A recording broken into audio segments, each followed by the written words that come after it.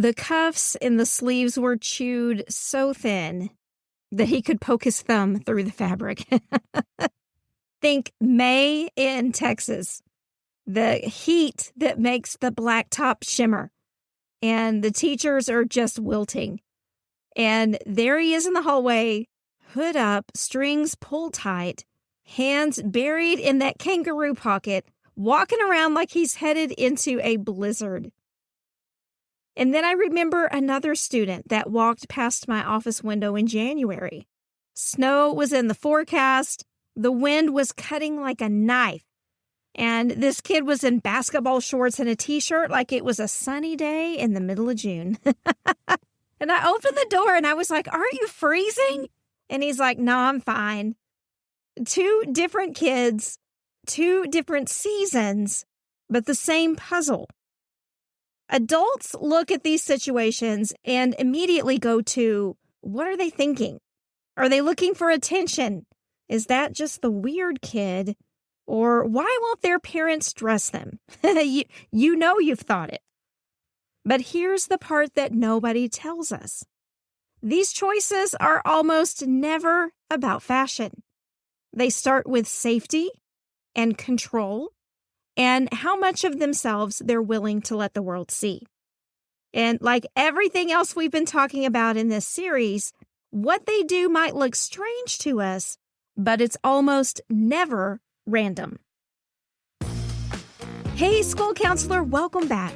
In this episode of our Why Do They Do That series, we're taking on one of the most confusing things we see in schools every day.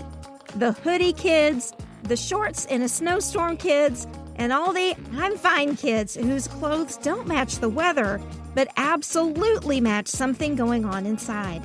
So if you're ready for some straight talk, my friend, some clarity on your work, and maybe a little bit of rebellion, you're going to be in the right place. I'm Steph Johnson, and this is the School for School Counselors podcast. All right, so let's start with the most underestimated explanation for all of this, which is regulation. Because for a lot of kids, the hoodie isn't about being cool. It's about survival. The lights are too bright, the hallways are too loud, the classroom is buzzing like a beehive, and their nervous system is on high alert long before they ever walk through your door. If you have ever tried to walk through a hallway during passing period without getting shoulder checked by a sixth grader doused in Axe body spray, you know exactly what I mean. It is basically a sensory obstacle course. So the only thing that some students can do in those moments is pull the hood up, create a little cave, and try to shrink the world down to something they feel like they can manage. This is where polyvagal theory comes in, Stephen Porges' work from 2011, that I'm going to admit I completely nerded out on in the mastermind. Porges talks about how our nervous systems are constantly scanning for cues of safety or danger. When things feel threatening, maybe they're too loud or chaotic or unpredictable, we slip into fight, flight, or freeze. That's the sympathetic nervous system hitting the gas. But when we feel safe and connected, the parasympathetic system can step in and say, okay, you're safe, you can breathe again. And a hoodie can help flip that switch. The deep, steady pressure of the fabric, the feeling of being wrapped or contained is like a DIY weighted blanket. And we've got research on this.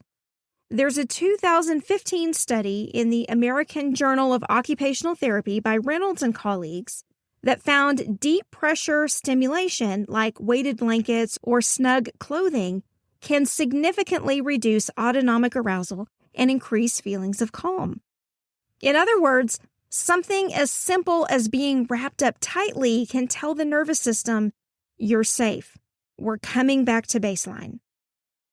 If you've been around the School for School Counselors Mastermind, you've heard me talk about this before. We've taken polyvagal theory into the cafeteria, into classrooms, into the school counseling office, and we've asked, okay, so what does safety actually look like here for an actual kid? Because it changes everything about the way you interpret student behavior. But back to the hoodie. So for students with sensory processing differences, ADHD, maybe trauma histories, that physical boundary might be the one thing that makes school feel sort of tolerable. It becomes like a portable safe space in a world that feels very unpredictable. And for a lot of kids, especially those dealing with school anxiety or sensory overload, that physical boundary is the only thing keeping them regulated long enough to make it through the day. It makes me think about Evan, a student that I worked with in the past. The same gray hoodie every single day, no matter the forecast, and every adult had an opinion about it. But when he finally trusted me enough that we could really talk, he said, "When I wear it, I can't feel people looking at me so much." And for Evan, who had years of instability, that hoodie was a shield. It wasn't a fashion choice. It was the one variable in his life that he could count on. And sometimes it's more emotional than sensory. Serenity started wearing oversized hoodies when she hit puberty early and felt suddenly like she was on display. Tyson zipped his up during a family divorce. Hood up in every classroom every day. Just kind of a walking, please don't ask me anything too real. Different kids, different backgrounds, but same function. It's regulation. And once you see that, it's really hard to react to these hoodies with annoyance. Empathy really becomes the only response that makes any sense. But regulation is only one part of this. Sometimes that hoodie isn't about feeling safe. It's about having a say. Sometimes it's less about comfort and more about control. If we're honest, adolescence is basically a really long masterclass in not having control. Adults decide the bell schedule, the dress code, the seating chart, the assignments, the consequences, the everything. So what do kids do? They look for something that they can own. Psychologist Lawrence Steinberg has written about this as a kind of autonomy rehearsal. The adolescent brain is wired to test limits, to push against constraints, to practice being its own boss. And we see this in the research too. A 2013 study in developmental cognitive neuroscience by Telzer and colleagues found that the teenage brain is especially tuned for novelty-seeking and risk-taking in social contexts. Clothing is a very low-stakes place to experiment with that. They can't control the curriculum, they can't control the fire drills, they can't control the group project partners that they've been assigned, but they can control what's on their body. The hoodie, the beanie, the shorts, the crop top, they become tiny acts of autonomy. So when an adult says, "Take that off," or "You know you're not supposed to wear that here," to them, it's not about the hoodie anymore. It's about, do I get any say at all about anything that happens in this place? That's why you can have a kid who follows almost every other rule and still absolutely digs in on this one. Because it's not about the item. It's about dignity. And as school counselors, we have a lot of power to be able to help diffuse these standoffs by naming what's really happening. It seems like being able to choose what you wear is really important to you, or sounds like this is one area where you feel like you have control. So we're not arguing about cloth, we're acknowledging their need for autonomy. Inside the mastermind, we talk a lot about this shift, from behavior management to autonomy conversations. It's one of the reasons that folks inside the mastermind tell me that their discipline referrals drop, even though they're not the ones doing discipline. They're just helping adults talk about what the fight is actually about. But what about the kid who wears the same hoodie every day, even when it doesn't seem to be about comfort or defiance? That's when we have to look at something deeper, who they are and where they belong. Because sometimes a hoodie isn't a shield or a protest. It's a signal. Erik Erikson talked about adolescence as a crisis of identity. This is a season of trying on roles, experimenting with self-expression, and trying to answer the question, who am I, really? More recent research backs this up. A 2006 study in developmental psychology by Lysick and colleagues found that experimenting with different styles and identities is actually a healthy part of adolescent development. The teens who are allowed to explore within reasonable boundaries tend to be better adjusted. Clothing is one of the easiest ways to do that. A hoodie can be a billboard, a favorite band, a sports team, a YouTuber or gamer, or even a cultural or faith community. It's a way of saying, this is where I land. These are my people. And in a world where social belonging can feel like life or death, that matters. These small choices are some of the clearest behavior clues in adolescence, the kind that tell you far more about the student's inner world than anything you could find in their perm file. Think about Mateo, who saved up forever to buy a Supreme hoodie. He didn't care about the brand itself, but he did care that the skater kids he desperately wanted to belong with were all wearing those. Or Destiny, who wore her youth group hoodie every Wednesday like clockwork. For her, it was a badge of belonging and an open invitation. If you recognize this, you might be my people. And then sometimes a hoodie is less about joining than it is disappearing. For kids who feel like they stick out because of body changes, race, language, gender expression, poverty, and on, an oversized hoodie can be camouflage. If they can blur their presence just a little bit, maybe fewer people will notice them. And then, on top of all that, there's the economic layer that we don't talk about in schools enough. Because in a lot of friend groups, the price of admission is a certain logo. If you don't have it, you're out. For some students, a hand-me-down hoodie from an older sibling or a lucky thrift store find with the right brand can become a lifeline. Like, I can't afford the whole look, but I have this one thing that says I could belong here too. When we look at that hoodie, it's easy to think, why did I care so much about labels? But underneath, it's, I'm trying to survive the social economy of this school. As counselors, our job is to look past the fabric and the labels and look into that ache. The need to be seen, the wanting to be claimed by some group, and the ache to not be on the outside looking in. Those fashion choices can tell you a lot about a student's landscape and their self-concept. And this is where school counselor fluency really shows up. Anyone can spot the hoodie. This is no big deal. It takes a fluent school counselor to see what it is saying. But then there's the kid that just blows up every category. Shorts in a blizzard, heavy coat in August, no clear pattern. What do we do with that? Well, sometimes a hoodie is just a hoodie. It's a choice that does not make any sense to us, but feels exactly right to the kid that's wearing it. Maybe it started as a sensory something and it turned into a habit, or maybe it's a social experiment, or maybe it's simply, I like this and you can't stop me from wearing it.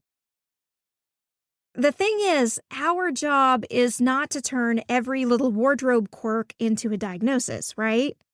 Our job is to create space for self-discovery and to stay genuinely curious. This is where your assessment brain comes in.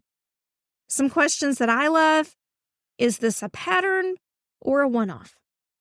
Does it seem to have a function like regulation, identity, social signaling, modesty, or gender expression?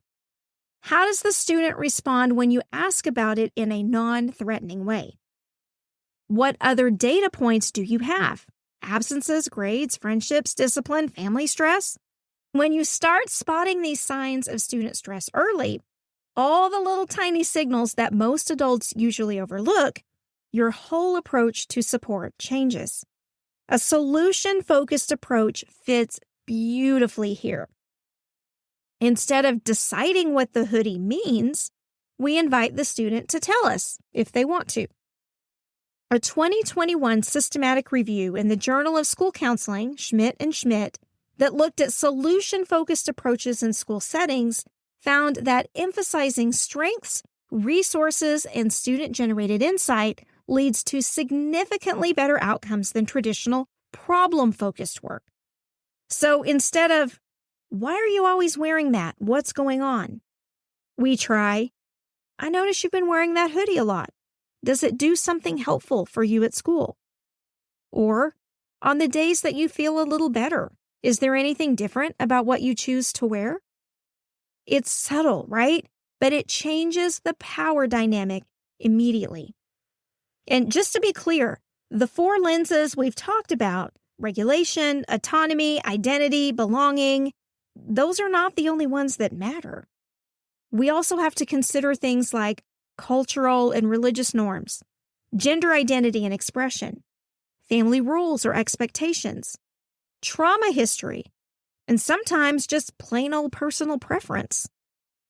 The point isn't to cram a student into a category.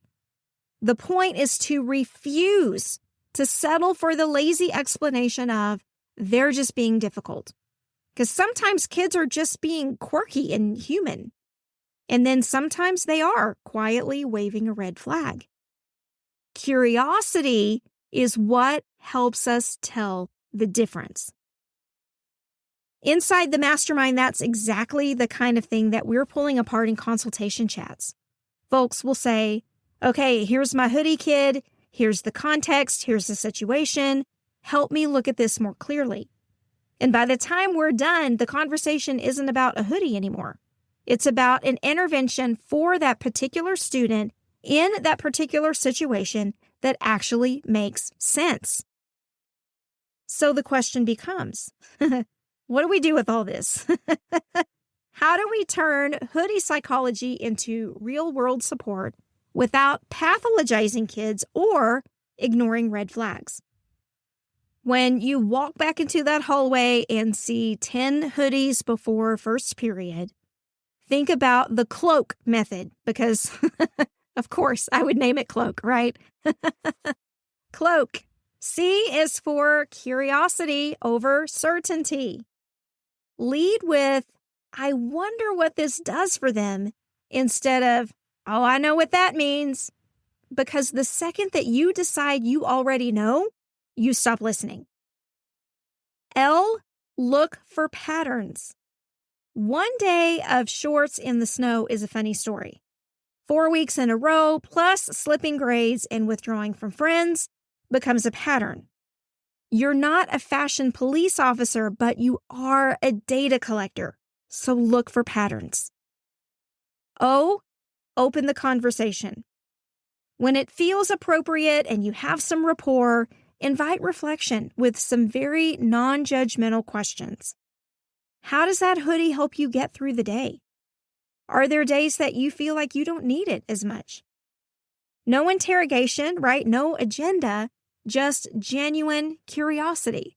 And sometimes it'll uncover something and sometimes it won't. A, assess function and meaning. Based on everything you know, history, academics, behavior, family, what role might this clothing be playing?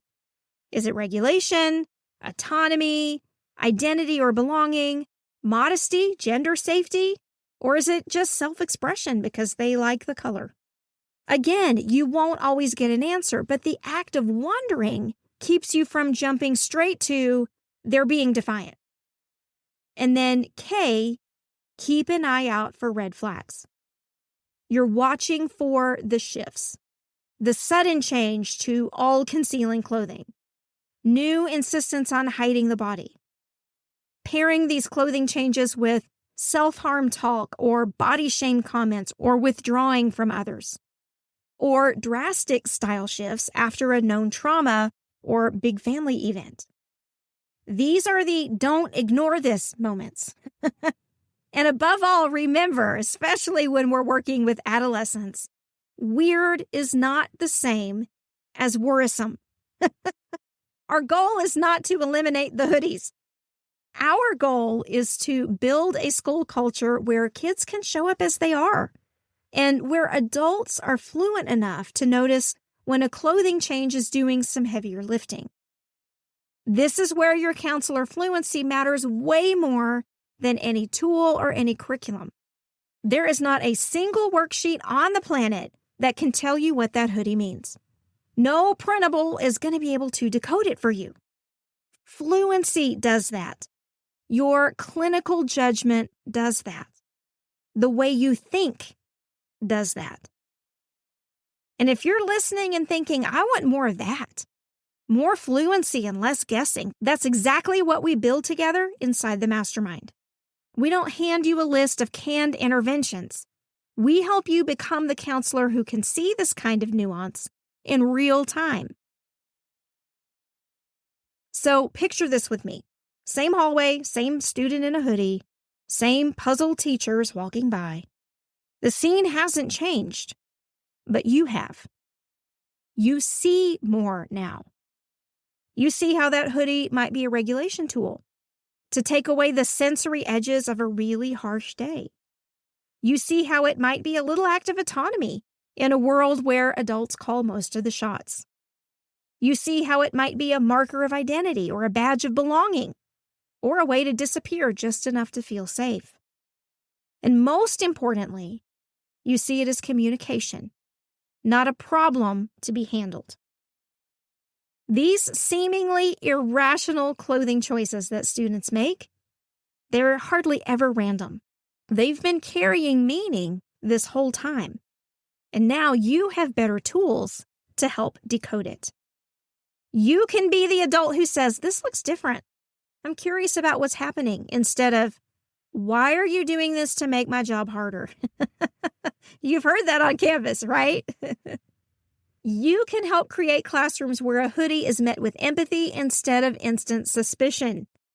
You can build relationships where students feel safe enough to take the hood down, not because you made them, but because they don't need the armor as much around you. That's the work. So as we wrap up, I want you to think of one student who came to mind while you were listening. What did you used to assume about their clothing? And what's one tiny shift in your approach that you want to try the next time that you see them in the hallway? If you're willing, just jot their initials down somewhere just to give yourself a real moment with this. Because that's how fluency grows. One kid, one reframe, one conversation at a time. So, thanks for joining me on this deep dive into the psychology of hoodies and teenage behavior. I hope you are walking away with a fresh lens, though. Maybe a little more compassion and some concrete ways that you can respond differently or that you can show to your staff. If you found value in this episode, would you share it with a colleague who has a hoodie kid that they worry about? Forward it, text it, bring it up in your next PLC. Because little by little, that's how we are going to change the way the schools see kids. And if you're craving more of this kind of support, real talk, research-backed strategy, and a community of counselors who care about fluency more than cute ideas, I'd love to see you inside the School for School Counselors Mastermind. It's where we take episodes like this and we turn them into real, on-the-ground problem solving for your actual campus. And next week on the podcast, we're getting into the mystery that haunts every school counselor's conscience. Why do kids wait until the final bell or the day before a break to drop the biggest bombs of the year? We're going to have a field day with this one. So if you haven't already, make sure you're subscribed so you don't miss it. I'm Steph Johnson, and this is the School for School Counselors podcast. Until next time, keep shining that light and fighting the good fight because your students need you more than ever. Take care.